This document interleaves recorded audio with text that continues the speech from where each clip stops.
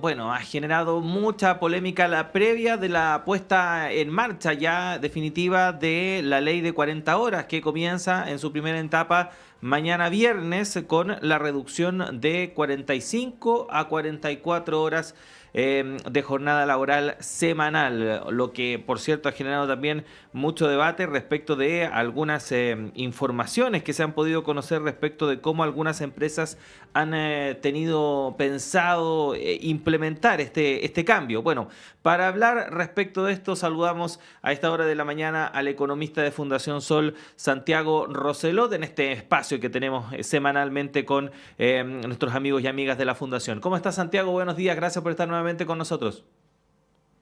Hola Claudio, ¿cómo estás? ¿Todo bien por acá, por suerte? Un saludo a todo el equipo también. Muchas gracias, Santiago. Bueno, como mencionaba en la introducción, queríamos conversar contigo respecto de la implementación ya de esta ley 40 horas que comienza a regir a partir de mañana con esta primera etapa, ¿no? En donde se reduce de 45 a 44 horas semanales, lo que ha provocado también algunas diferencias entre representantes del empresariado, también algunos parlamentarios de oposición respecto de determinaciones o dictámenes que ha emitido la Dirección del Trabajo respecto de cómo se debe implementar esta ley. A propósito también de algunas informaciones que pudimos conocer respecto de algunas empresas que habían hecho una interpretación bastante particular del tema respecto, por ejemplo, de hacer cambios en las horas de colación, en fin, reducir esto por minutos en vez de horas, en fin, toda una situación que ha generado dudas respecto de cómo finalmente va a avanzar esta ley. ¿Qué podríamos decir a modo general, Santiago, respecto de todo lo que hemos podido ver en la previa ya de la puesta en marcha de la ley 40 horas? Sí, bueno, ahí quizás como punto de partida creo que siempre es interesante eh, tomar en cuenta el espíritu de la ley, ¿cierto? ¿Y cuál era el espíritu de la ley o el espíritu declarado de la ley al menos? Era que efectivamente los trabajadores y las trabajadoras trabajen menos, ¿ya? Es decir, que puedan pasar más tiempo en sus hogares o más tiempo dedicado al ocio en términos generales y de alguna manera, ¿cierto?, mejorar la calidad de vida.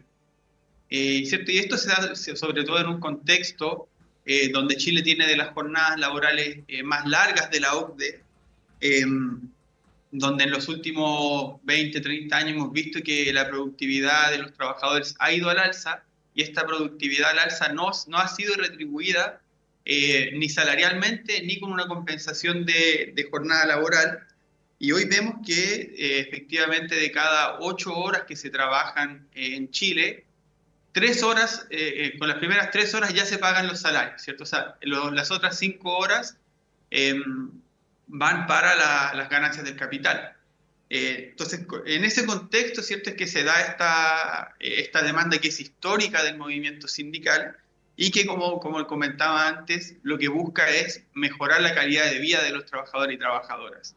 Eh, Ahora, lamentablemente, en la formulación de la ley y cómo esta fue publicada, da espacio y desconoce un elemento central de las relaciones laborales de este país, ¿cierto? Que tiene que ver con la desigualdad que hay, la desigualdad de poder de negociación que hay entre los sindicatos y las empresas. Eh, y eso es lo que lamentablemente estamos viendo hoy, ¿cierto? Eh, Hay empresas que han propuesto reducir la jornada en lugar de 1 hora en un día, reducirla a 12 minutos cada día, ¿cierto? Eh, Así como también hay empresas que han aumentado la colación en estos 12 minutos, manteniendo finalmente el horario de salida. O sea, cuál es la señal que están dando, y también es muy importante, ¿cierto?, poder interpretarlo, ¿cierto? Estas empresas que hacen este planteamiento, ¿qué es lo que le están diciendo a sus trabajadores? Lo que le están diciendo es, no queremos que lleguen a su casa más temprano, no queremos que ustedes se beneficien con esta mejor calidad de vida, que tengan esta hora libre. Entonces creo que es súper interesante y muy importante poder mirarlo desde esa lectura también sumamente política. Y bueno, lamentablemente... efectivamente, la ley permite esto, ¿cierto? O sea, la ley habla mucho sobre el común acuerdo que se pueda llegar entre una empresa y su sindicato, e incluso permite, ¿cierto?, la reducción proporcional de la jornada por día. Ujú.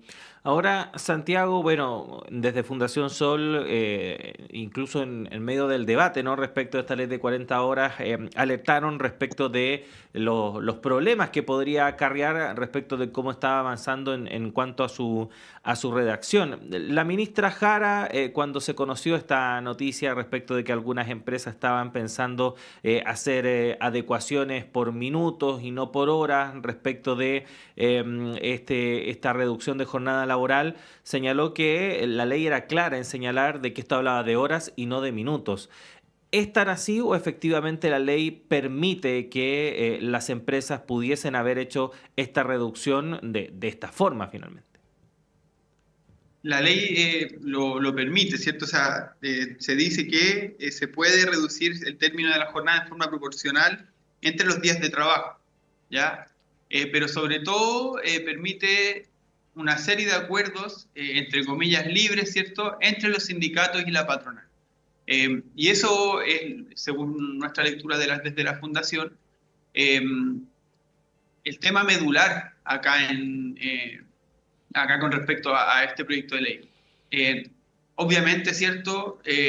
La reducción de la jornada laboral para la clase trabajadora es un elemento positivo, ¿cierto? Que la gente trabaje menos, que esté más tiempo en su casa o en sus actividades de ocio en lo que desea. Sin embargo, acá hay un desconocimiento de la asimetría de poder que hay. Ya, o sea, acá recordemos que estamos en un modelo de relaciones laborales donde hay un sindicalismo que es muy débil, donde en el sector privado solamente el 19% de los trabajadores y trabajadoras forman parte de un sindicato. Y incluso quienes forman parte de un sindicato tienen poco poder, ya que son muchos los sindicatos en Chile. Hoy hay más de 8.700 sindicatos del sector privado. Y no solamente eso, son sindicatos chicos, o sea, tienen poco poder de negociación.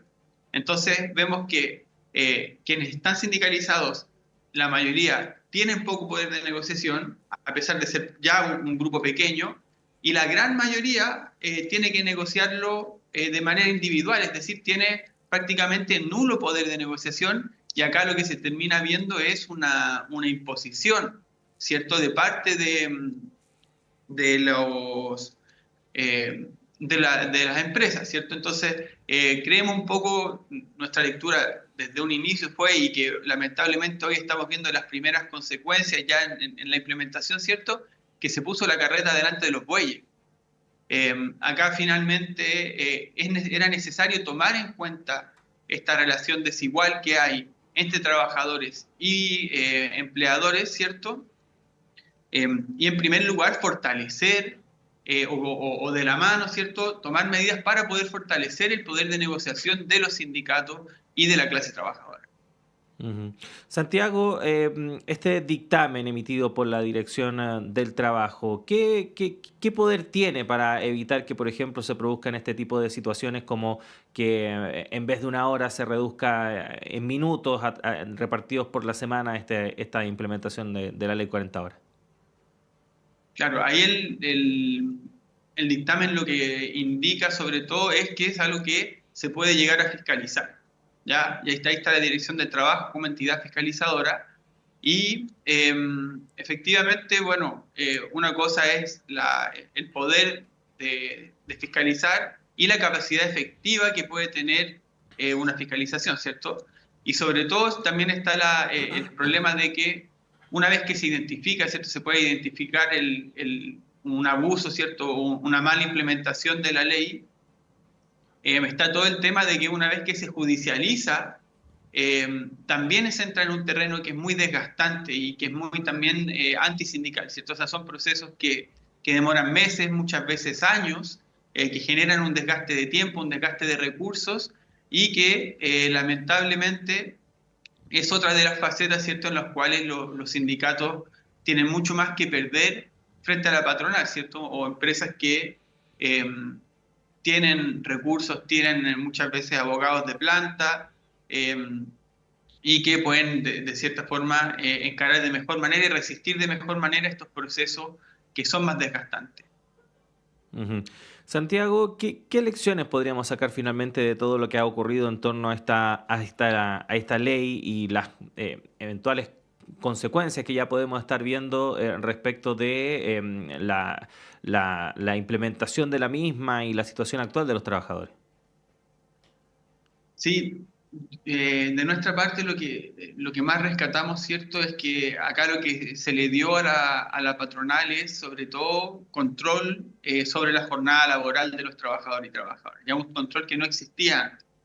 Eh, una de las dimensiones, ¿cierto? Lo que estamos viviendo ahora con esto de los 12 minutos, eh, pero acá recordar que en general, ¿cierto? Estamos hablando de una estructura que alcanza las 40 horas en promedio, ¿ya?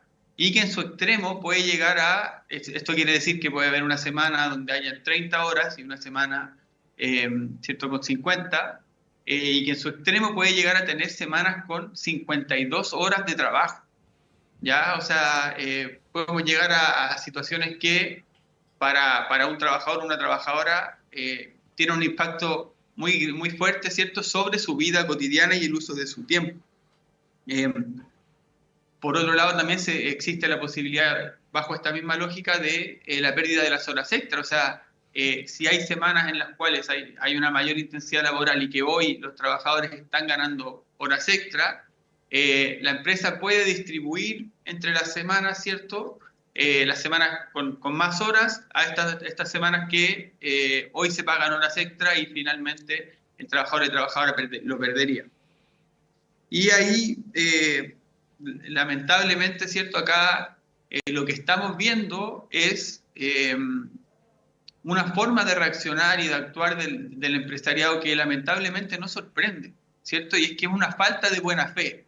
Es como si hubiera un poco de ingenuidad, ¿cierto? En esto de pensar que a través del libre acuerdo las empresas, obviamente no todas, ¿cierto? Pero hay muchas empresas eh, que efectivamente lo que ven acá son cifras, son costos, y que no están viendo que hay un trabajador o una trabajadora, ¿cierto? Que son horas no solo de producción, sino que son horas de vida, horas de bienestar, eh, y que lamentablemente actúan así, ¿cierto? Y volviendo, ¿cierto? A lo primero acá, estas empresas que propusieron la reducción de horario por 12 minutos al día, básicamente lo que le están diciendo a sus trabajadores es que no queremos que estén una hora más un día en su casa, ¿cierto? Los queremos acá, incluso ya el extremo de la mala fe, ¿cierto? Que era que aumentaron en 12 minutos la hora de colación manteniendo la hora de salida, ¿ya? Eh, Eso en términos generales y lamentablemente esto se da como te comentaba, por el poco poder que tiene hoy la clase trabajadora y en general el movimiento sindical en Chile y lo fundamental que se hacen ciertas reformas, ¿cierto? Como es una negociación colectiva a un nivel ramal, que no se negocie solamente a nivel de empresa. Hoy hay empresas que tienen hasta 100 sindicatos, como puede ser el caso de Walmart, o bueno, muchas empresas, ¿cierto?, que tienen muchos sindicatos que compiten entre sí. Eh, entonces, esos son a grandes rasgos, ¿cierto?, las consecuencias que puede traer esto y la manera también que nosotros vemos que esto se puede ir corrigiendo, ¿cierto? Y darle mayores herramientas a los trabajadores y trabajadoras para defenderse frente al poder que se le entregó al empresariado sobre su jornada laboral. Ujú. Bueno, Santiago, queremos agradecerte estos minutos que has tenido para conversar con nosotros. Vamos a ver de qué manera entonces a partir de mañana se implementa definitivamente esta ley 40 horas. Seguramente vamos a seguir hablando de este tema a futuro. Santiago, un abrazo, que estés bien. Nos esperamos pronto. Un abrazo, Claudio, nos estamos viendo.